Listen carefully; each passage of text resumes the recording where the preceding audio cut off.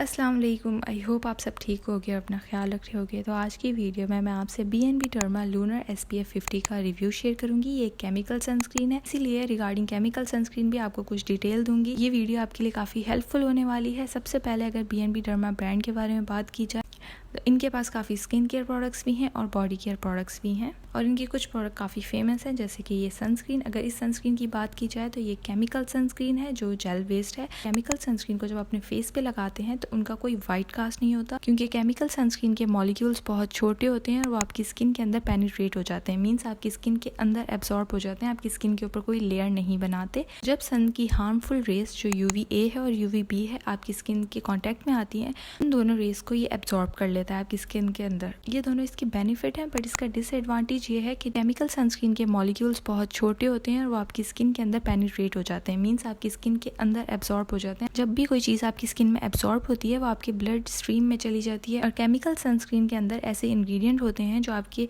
Hormones को disturb कर सकते हैं जब वो आपकी ब्लड स्ट्रीम में चले जाएं। ये सिर्फ इस सनस्क्रीन के बारे में बात नहीं कर रही है, मैं जर्नल सनस्क्रीन के बारे में बात कर रही हूँ कि जो जर्नल केमिकल सनस्क्रीन है, चाहे वो कोई भी हो, इस तरीके से वो वर्क करती है। अगर इस सनस्क्रीन की बात की जाए तो ये सिर्फ आपको उनकी वेबसाइट से ही मिलेगी और उसके अलावा आपको किसी और जगह से नहीं मिलेगी। इसकी पैकेजिंग की बात की जाए तो इस तरीके का बॉक्स है इसका। ऊपर BNB डर्मा लिखा हुआ है, साइड पे H2O लिखा हुआ है, देन 50 लिखा हुआ है, लूनर इसका नाम है, देन ब्रॉड स्पेक्ट्रम लिखा हुआ है। अब ब्रॉड स्पेक्ट्रम टर्मिनोलॉजी का मतलब ये होता है कि वो आपको UVA और UVB सन रेज से प्रोटेक्ट करेगी। UVA जो है वो हमें एजिंग की तरफ लेके जाती है, हमारी स्किन के ऊपर जो भी डार्क स्पॉट ज़्यादा रेड हो जाते हैं या हमारी स्किन ज़्यादा रेड हो जाती है वो उसकी वजह से होती है। और जो UVB रेज है वो सन बर्न कॉज करती है, आपकी स्किन पे इचिंग फील होगी, आपकी स्किन पे बर्न फील होगा, आपको टैनिंग होगी, वो सारी इस वजह से होती है। देन इसके नीचे लिखा हुआ है UVA and UVB protection gel based sunscreen. आपको 50 ml मिल जाएगा जो कि अच्छी क्वांटिटी। देन साइड पे वार्निंग दी हुई है, डायरेक्शंस दी हुई है कि आपने 50 मिनट्स पहले अप्लाई करना है। अब ये क्यों करना होता है? जब आप सनस्क्रीन अप्लाई करें तो इस सनस्क्रीन के अंदर जितने भी फिल्टर हैं, केमिकल हैं, वो आपकी स्किन के अंदर अच्छे से सेटल डाउन हो जाए और जैसे ही आप घर से बाहर जाएं तो आपको अच्छे से प्रोटेक्शन मिले। देन उसके बाद इसकी इंग्रेडिएंट लिस्ट दी हुई है बैक पे। सनस्क्रीन फिल्टर है, इनके आगे इन्होंने परसेंटेज भी मेंशन की हुई है जो कि बहुत अच्छी है। तो साथ में मैं आपको परसेंटेज बता देती हूँ कि कितनी सेफर परसेंटेज है और कितनी इन्होंने यूज़ की हुई है। और ये इंग्रेडिएंट किस सन रेज से आपको प्रोटेक्शन देंगे वो भी मैं आपको बताती हूँ। सबसे पहले इन्होंने दिया हुआ है एविबेंजोन 2.5%। जो एविबेंजोन होता है वो आपको UVA लाइट से प्रोटेक्शन देगा। UVA लाइट जो होती है वो प्री मेच्योर एजिंग के लिए होती है। अर्ली 20s में ही आपको एजिंग के साइन ना आने लग जाए उससे प्रिवेंट करती है। सेकेंड, स्किन कैंसर से भी प्रोटेक्शन के लिए ये यूज़ की जाती है। एविबेंजोन की जो सेफर परसेंटेज है वो 1.3 से लेकर 2.5 के बीच में आती है और इन्होंने 2.5 ही ऐड की हुई है जो कि एक सेफर परसेंटेज है। देन होमोसेलिएट 8% इन्होंने ऐड किया है। ये UVB रेज से आपको प्रोटेक्शन देता है जो सन बर्न कॉज करती है। 15% भी यूज़ कर लिया जाता है काफ़ी प्रोडक्ट्स में, बट इसकी नॉर्मल कंसनट्रेशन 4 से 6 के दरमियान होनी चाहिए, लोअर कंसनट्रेशन अगर देखी जाए, बट 15 तक भी लोग यूज़ कर रहे होते हैं सनस्क्रीन के अंदर। यहाँ पे इन्होंने ऐड किया है वो 8% है।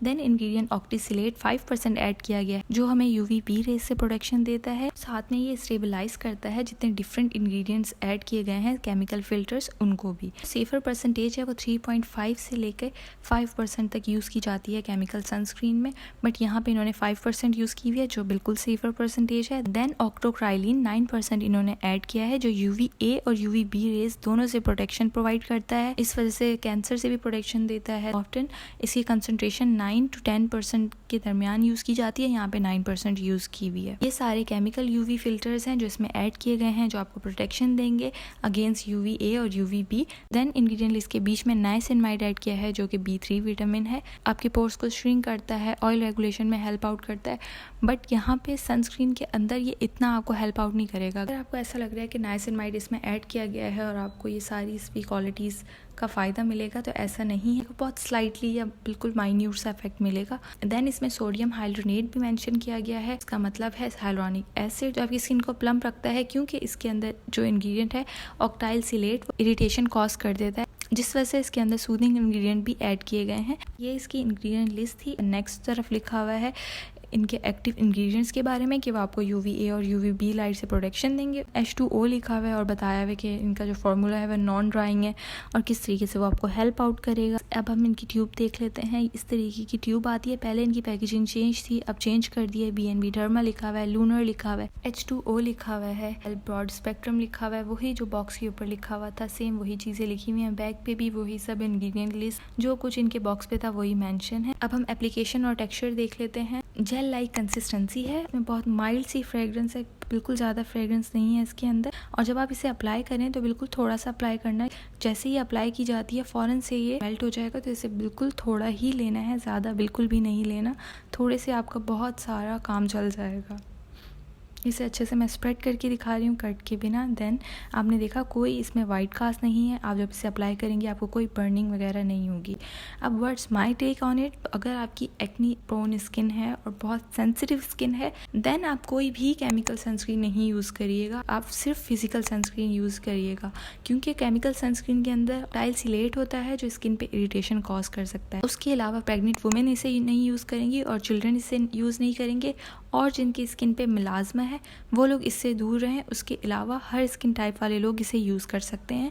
इसे अप्लाई करने के बाद आपको बिल्कुल स्वेटिंग नहीं होगी, ना आपको कोई वाइट कास्ट होगा, ना आपकी आंखों के पास इरिटेशन होगी।